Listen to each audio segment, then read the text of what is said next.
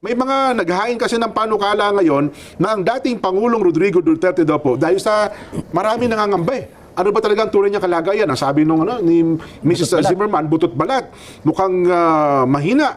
Ano ha? Kaya ang sinusulong daw po ngayon ni Senador Alan Cayetano ay i-house arrest na lamang daw po ang Pangulong Duterte. Pero ito pala, house arrest ng embahada natin doon sa The Netherlands. Para daw po makita talaga at masubaybayan ang tunay na kalagayan ng dating Pangulong Rodrigo Duterte, Sen. May pasilidad ba naman doon? Yun na nga po, ang tinatanong din natin. Kung ako tatanungin mo, iuwi na lang sa Pilipinas, dito ano talaga. Oho. Di ba? E di, sususugan ko yung resolution ni Senator Cayetano. Opo. I-grant siya ng temporary release, pero dito na sa ating bansa, kahit na hindi na tayo member. Di ba? Apo, pwede ba? Kasi parang ayaw ding pumayag ata ng ICC sa lahat ng request natin para sa dating Pangulong Duterte. Parang hindi nila... yun nga yung hindi ko maintindihan dyan sa ICC na yan eh. Oho. Si Pangulong Duterte, dinimanda nyo pa lang. Opo. Hindi pa naman guilty yung tao eh. Kaya ako medyo... Siyempre, nagkagasta-agasta, pumunta ako rin. Ang layo nun. Hindi naman ako pupunta sa ganung lugar na napakalayo. Isipin mo. 16 na oras kang nasa aeroplano. Ayaw ko pa naman yung hindi ka naman hindi ako nakakatulog sa aeroplano. Gusto mo matulog eh. 12. Sa Dubai ka muna yan, di ba?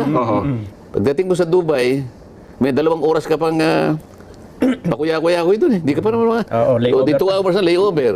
Tapos 6 na oras. Tapos 6 na oras na naman. Pagdating mo doon, Amsterdam yun eh. Hindi naman dihig ka. Sasakay ka na naman ng siguro 1 oras bago ka makarating sa dihig. Isipin mo sakripisyo. Ang buong akala ko man lang, makita ko man lang sana yung tao. Hindi man lang ako napagbigyan eh.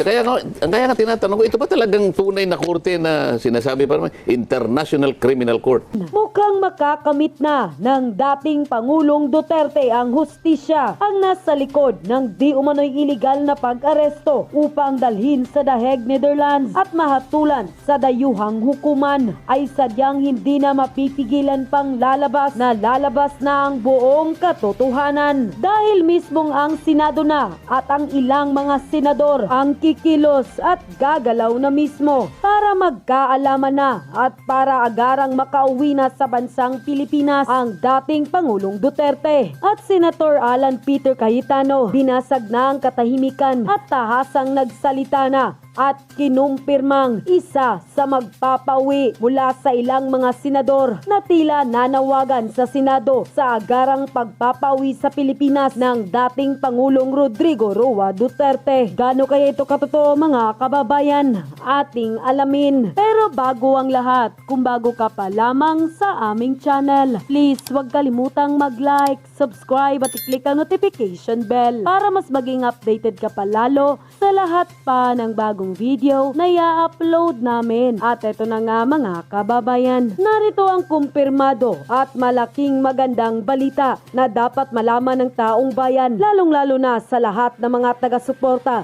ng dating Pangulong Duterte. Matapos ang ilang araw at buwan na paghihintay ay mukhang makakalaya na di umano sa wakas mula sa The Hague, Netherlands ang dating Pangulong Duterte dahil mula sa Senado at sa ilang senador na mismo nanggaling ang kumpirmadong balita na siyang gigimbal sa lahat ng nasa likod ng di umano'y iligal at sapilitang pag-aresto sa dating Pangulong Duterte. Ayon pa sa nilabas na balita online, house arrest para kay Rodrigo Duterte. Hinihiling ng senador. Nanawagan si Senator Alan Peter Cayetano sa pamahalaan na hilingin sa International Criminal Court ICC ang pansamantalang pagpapalaya kay dating Pangulong Rodrigo Duterte at ipasailalim ito sa house arrest habang hinihintay ang paglilitis. Sa inihaing resolusyon ni Cayetano, nakasaad na dapat payagan ang pansamantalang paglaya ng 80 taong gulang na si Duterte Duterte batay sa humanitarian ground. Dapat aniyang bigyan ng karapatang ipalagay na inosente ang dating Pangulo hanggang napatunayang siya ay may sala batay na rin sa batas ng Pilipinas at maging international. Isa sa mga mungkahi ng resolusyon ay ang makipag-ugnayan sa ICC upang ilipat si Duterte sa Philippine Embassy sa The Hague, Netherlands at doon siya ilagay sa ilalim ng isang uri ng house arrest, modified house arrest o anumang kaayusang angkop ayon sa desisyon ng korte. Kailangan aniyang sundin sa kaayusang ito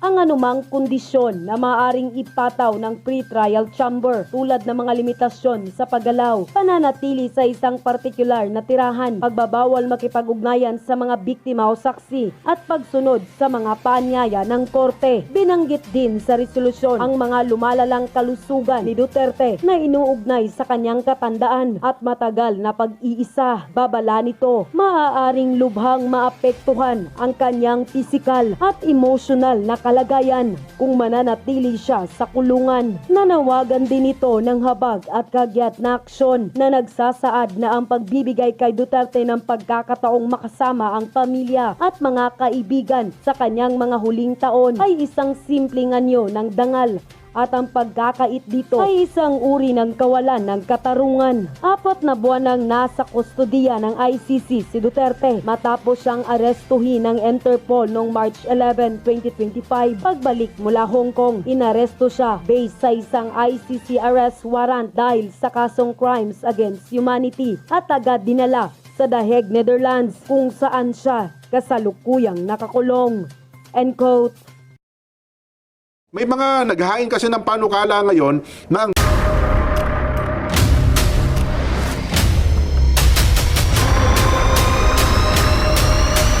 Bago tayo mag-umpisa, baka pwede nyong i-like ang video na to.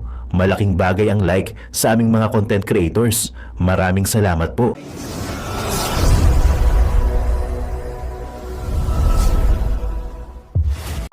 ano ba talaga ang tunay niya kalagayan? Ang sabi nung ni Mrs. Zimmerman, butot balat. Mukhang mahina. Ano ha? Kaya ang sinusulong daw po ngayon ni Senador Alan Cayetano ay i-house arrest na lamang daw po ang Pangulong Duterte. Pero ito pala, house arrest ng embahada natin doon sa The Netherlands. Para daw po makita talaga at masubaybayan ang tunay na kalagayan ng dating Pangulong Rodrigo Duterte, Sen. May pasilidad ba naman doon? Yun na nga po ang tinatanong din natin. Kung ako tatanungin mo, iuwi na lang sa Pilipinas, dito maano talaga. Oho. Di ba? E di sususugan ko yung resolution ni Senator Cayetano. Opo. I-grant siya ng temporary release pero dito na sa ating bansa kahit na hindi na tayo member. Di ba? Apo, pwede ba? Kasi parang ayaw ding pumayag ata ng ICC sa lahat ng request natin para sa dating Pangulong Duterte. Parang hindi nila... Yun nga yung hindi ko maintindihan dyan sa ICC na yan eh. Oho. Si Pangulong Duterte, dinemanda nyo pa lang. Opo. Hindi pa naman guilty yung tao eh. Kaya ako medyo... Siyempre, nagkagasta-agasta, pumunta ako rin. Ang layo nun. Hindi naman ako pupunta sa ganung lugar na napakalayo. Isipin mo. 16 na oras kang nasa aeroplano. Ayaw ko pa naman yung hindi ka naman hindi ako nakakatulog sa aeroplano. Gusto mo matulog? 12, 12.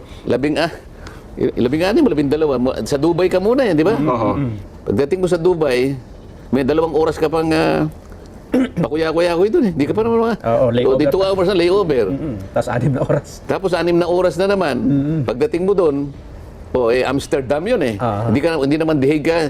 Sasakay ka na naman ng siguro 1 oras bago ka makarating sa The Hague. Isipin mo sakripisyo.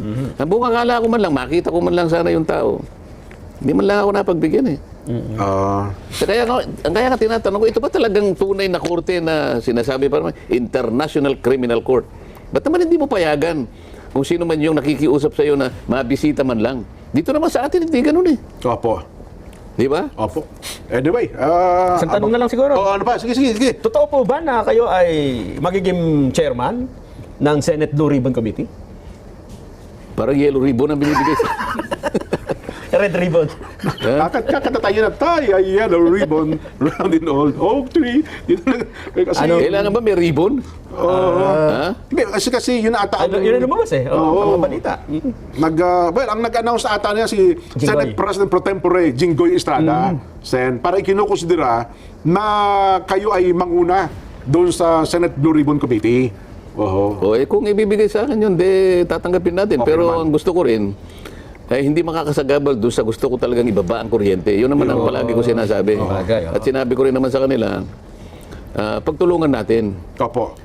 Ito'y naipangako ko naman at kahit naman sino sa inyo siguro gusto nyo rin naman matulungan natin ang ating mga kababayan. Totoo po, Sen. Kaysa naman sa magsuntukan pa tayo, mas maganda na yung mag-usap-usap na lang tayo. Bagay, Sen, 24 na naman kayo, maraming committee. Hindi ba pwedeng Blue Ribbon Committee na, Committee on Energy pa? Di ba? Kasi nga may mga kanya-kanya silang kinukonsider pa eh. O, sabi naman nila, kung hindi mo man makuha ito, pwede naman din kasi pwede ka mag-create ng subcommittee. Kung talagang gusto mong pag nag-create ka ng subcommittee, ikaw talaga ang didinig sa sarili mong panukalang batas. Walang kukontra sa'yo. Kasi subcommittee niyo po, ganun pala yun. O basta walang kukontra sa akin, sige, walang problema. Kahit hindi ko makuha niya, pero wag niyong kukontrahin. Kasi pag kinontra niyo ako, sasabi ko lang. Hindi kasi, Di ba? kasi ang nagsisentimiento na raw ata yung grupo naman nila Migs. Sabi, 24 na nga lang kami. Paraan niya kami. Mukhang hindi pa mabibigyan ng committee. Hindi naman pwede yun. Alam mo, yung committee, 43. Opo 24 lang kami. Hindi ba lamang, may dalawa sa inyo, may tatlo. Pwede ba naman hindi ka mabibigyan sa dami, no? Tsaka meron pa mga ibang oversight doon. Hindi naman yung standing committee, siguro 43, siguro yung oversight, mga 15. Nako, isang tambak pa pala. Ako naman, kung basta yung gusto ko lang mangyari talaga, kaya nga yung kuryente, kailangan unahin natin yan. Sabi ko sa kanila. Lalo ngayon, Sen, marami nang naniningil sa iyo na akala, aywan ko lang, iba dyan, bash, sabi na iba ang motibo na para ba akala nila nung mahalal kayong senador, ay agad-agad bababa ng 2,000 piso. Libre agad yung 2,000 piso. Hindi po ganun ang proseso. Ikaw naman, nagpapapaniwala ka naman to. Ay, yun na nga po. Paliwanag mo sa kanila na idadaan po natin sa batas yan. Kaya nga po nakikiusap siya sa mga kasama niya ngayon pa lang, huwag na po kayong kukontra, samahan po ninyo ako, di ba? Pagtulungan natin sapagkat ang mabibiyayaan po natin dito, mga kababayan natin. Yan, Hindi naman po pwede sinabi ko yun pagkat ngayon mangyayari na. Hindi po ganun. Akala nila Isa batas po natin. Akala nila nanalo kayo, hindi agad magbabayad 2,000 piso na kuryente. hindi po ganun. May proseso po dapat sundin. Nakita naman po ninyo, dami pong, yung angis na rin kamo na sinabi 20 pesos, wala naman nangyari, di ba? Hanggang ngayon, tatapos na. Anyway, tapos na tayo. Wala tayong oras. Naku, ang bilis ng panahon. Sen, salamat po ng marami sa inyo. Salamat din po sa ating mga kababayang walang kasawa-sawa na talagang sumusubaybay sa atin sapagkat inaakala nila na nabibigyan natin ng kaukulang impormasyon at kaalaman na nagagamit po nila sa ating pang-araw-araw na pamumuhay. At yun na nga mga kababayan, ano na ang masasabi mo? Kung mayroon kayong hinaing at komento patungkol sa balitang ito, please comment down below. Pag-uusapan natin yan sa comment section. At kung nagustuhan nyo ang video, ay huwag kalimutang mag-like at i-share na din para mas marami pang makaalam at umabot ito sa marami sa ating mga kababayan. Maraming salamat po!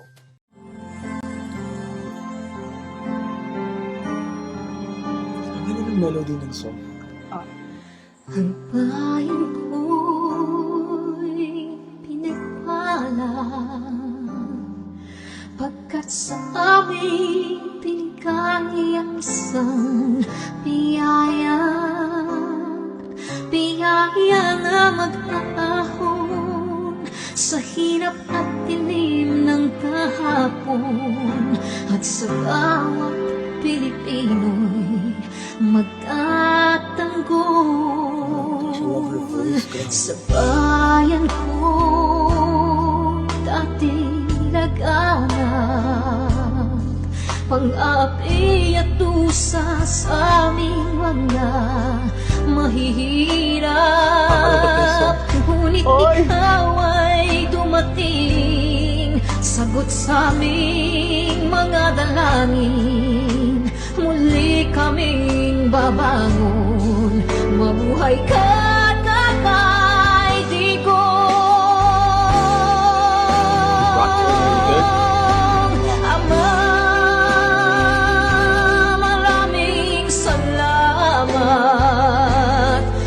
aming mga mata'y minuhulat.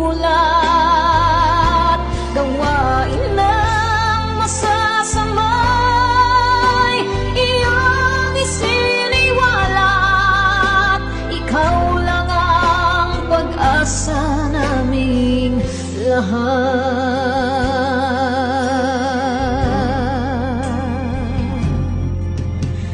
Very Ayan ko Pinamatan niya ako kung iyak ako. Pilipinas,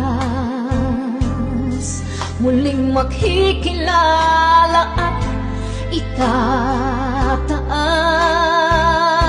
Katahimik ay maghahari sa ating puso'y mamamayani. Mga ngiti sa labi, di mapapawi.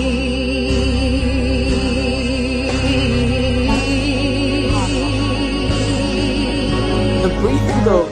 Mabuhay ka, Tatay Digong, maraming salamat. Ang malasakit sa Pilipino ay walang kasing tapat. Ika'y paglalaban ng iyong mga anak. Tunay kang biyaya sa bansang Pilipinas.